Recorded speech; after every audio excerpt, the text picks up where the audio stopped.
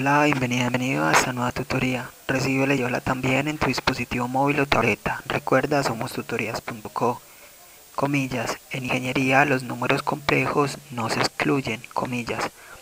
Como se observa en la figura, el ejercicio planteado consiste en crear un algoritmo que permita mostrar un número de manera invertida. Supongamos que queremos mostrar el número 6009. Entonces la salida sería 9006. O que deseamos mostrar el 1000, entonces la salida sería 0001. Planteamos la solución en un programa de 57 líneas. En la línea 4 a la variable número le asigna el número 6009. Este número se convierte a entero, es decir, se hace un casting. Recuerde que un casting es una conversión forzosa de un tipo de dato a otro. Aquí estamos forzando a que el número 6009 sea de tipo entero y lo asignamos a la variable número. Recuerde que en Python las variables no se declaran. Entonces, ¿de qué tipo será una variable? Según el dato que almacene. Como en este caso el número está almacenando un dato que sabemos que va a ser de tipo entero, entonces se podrán hacer operaciones aritméticas con esta variable.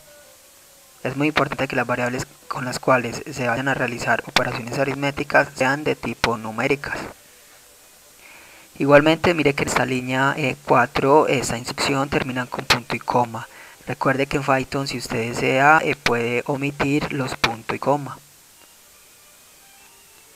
En la línea 5, 6, 7 y 8 podemos ver las variables cmil, ccen, cdec y cuni. Estas variables lo que van a hacer o se van a usar en el programa para capturar el dígito de miles, el dígito de centenas, el dígito de decenas y el dígito de unidades respectivamente.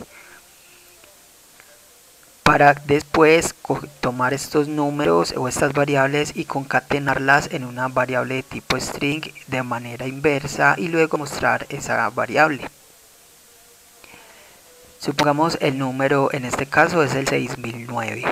Entonces C1000 va a tomar el valor de 6, que es el dígito de los miles.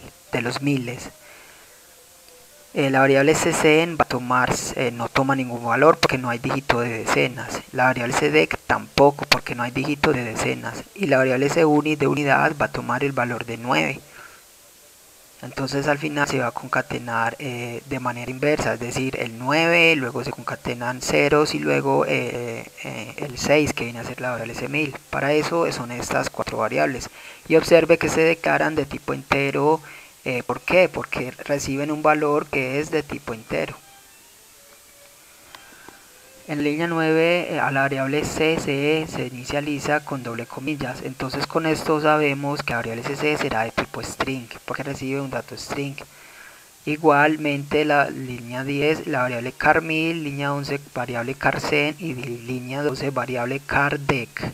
Lo que hacen estas tres variables car1000, carcen y cardec es almacenar la cantidad de ceros que va a tener en caso de que sea un número con miles, luego la cantidad de ceros que va a tener en caso de que sea un número con centenas o un número con ceros en las decenas.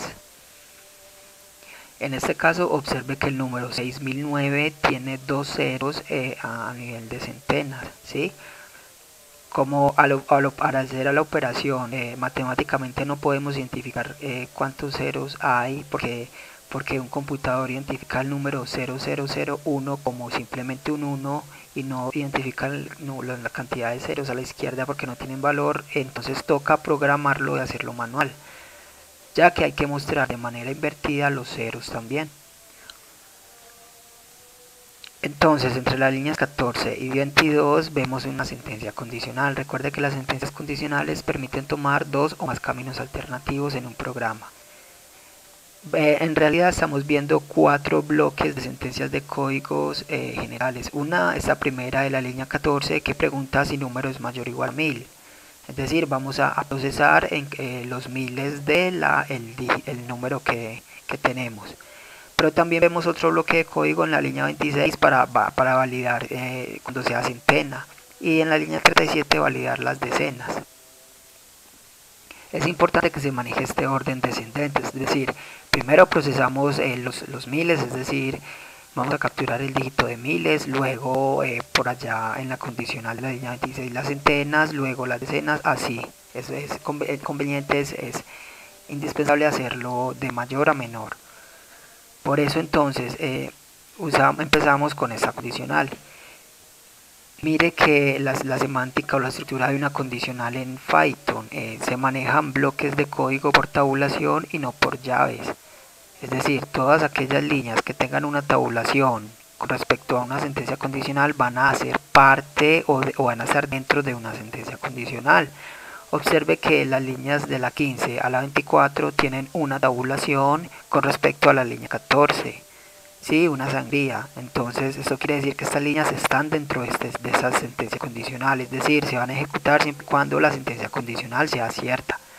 Entonces las sentencias condicionales y los ciclos en Python se manejan así, por bloques de código por tabulación y no por llaves.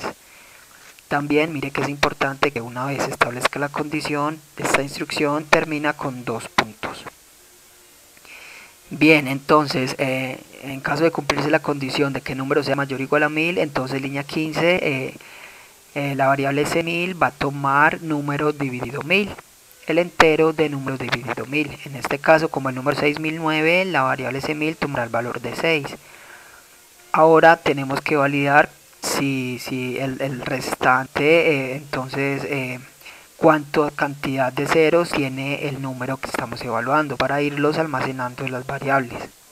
Por eso preguntamos en la línea 17, si el número módulo 1000 es igual a 0, quiere decir que el número es múltiplo de 1000.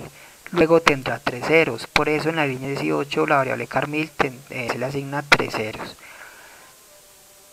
Línea 19, si el número módulo 1000 es menor a 10, quiere decir que va a tener 2 ceros. Es por eso en la línea 20 la variable car1000 le asigna 2 ceros. Y si línea 21, número módulo 1000 es menor a 100, quiere decir que solamente tendrá un 0. Por eso en la línea 22 a la variable car1000 le asigna un solo 0. La instrucción elif es similar a preguntar si no si. Aquí en Python se reduce entonces a elif. Y mire entonces que cómo se maneja igualmente las tabulaciones en estas sentencias condicionales. En la línea 17 esa sentencia condicional termina con 2 puntos, y en la línea 18 mire que la instrucción car1000 se le asigna 3 ceros, lleva una tabulación con respecto a la línea 17. Es decir, esta línea pertenece a la sentencia condicional de la línea 17. Y luego entonces lo que hay que hacer es actualizar la variable número. Por eso a número se le asigna número módulo 1000, es decir, el residuo, ya que procesamos los miles. Entonces la variable s1000 ya tiene el primer dígito, que es el 6. Luego los demás dígitos los vamos a actualizar a esa variable número. Entonces número módulo 1000 lo que hace es hallar es el residuo de una división. Por eso 6009 dividido entre 1000, el residuo va a ser 9. Entonces número se va a actualizar a 9. Supongamos que el número haya sido 6250, entonces en ese caso en la línea 24 número tomaría el valor de 250, que es el residuo de 6250 entre 1000. Y luego se entraría a procesar entonces el 250 para identificar cuántas centenas y cuántas decenas, así sucesivamente. En este caso ya sabemos que el número entonces quedaría con un valor de 9. Entre las líneas 26 a 34 vemos que se procesan las centenas. Mire que es muy similar a cómo procesamos los miles. Simplemente se hace la condición, en caso de ser cierta en la línea 27 la variable es 100, es decir, las centenas va a tomar número dividido 100. Se pregunta obviamente para saber cuántos ceros va a tomar las respectivas variables car100, y se actualiza en la línea 34 nuevamente la variable número con número módulo 100. Para este ejercicio, como el número es 6009, no va a ingresar a esta sentencia condicional de la línea 26, porque el residuo, recuerde que quedó 9. Tampoco va a ingresar a la sentencia condicional que está entre las líneas 37 y 43, porque el 9 tampoco representa un número como decena, es decir, mayor a 10.